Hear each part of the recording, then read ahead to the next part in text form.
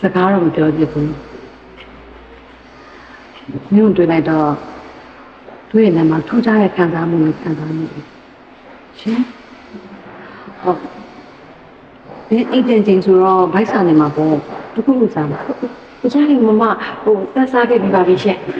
တက်ကိုခေါ်လွှတ်လိုက်တာဘာကိစ္စများခိုင်းကြရှိလို့လည်းမသိဘူးနော်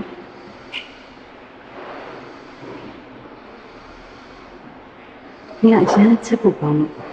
ရှင်这个不要吧。3月份就觉得，你那个累，现在吃不饱呢。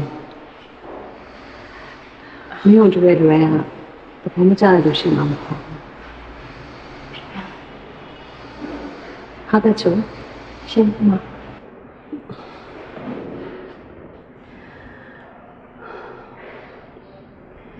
မပြည့်စုံတဲ့ဘဝနဲ့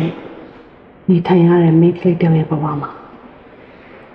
အဖက်ဖက်ကလိုအပ်ချက်တွေရှိနေမှာပဲဆေးရတဲ့အတွက်လည်းဘဝမလုံးချုံအပြူစင်လှလှပပလေးတွေဘဝနေထိုင်မှုကလည်းအန္တရာယ်များတယ်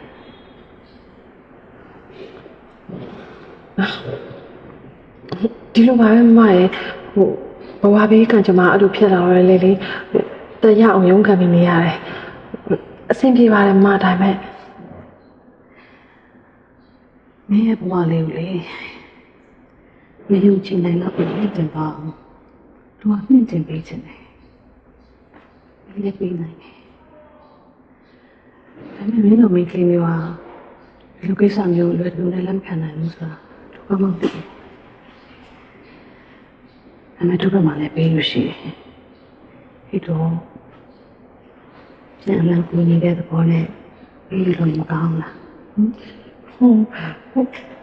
။တက်ကဘာလို့ပေးတယ်မှာမဟုတ်လို့လဲမမင်းအခုလိုတဲအိမ်ဆုပ်ဆုပ်ကလေးနဲ့နေရတာတဲ့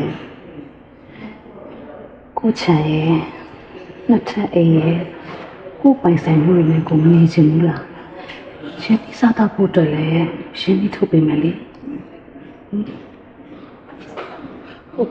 တက်ခါလေးဘာပြန်လုပ်ပေးနိုင်မှာလဲမရဲ့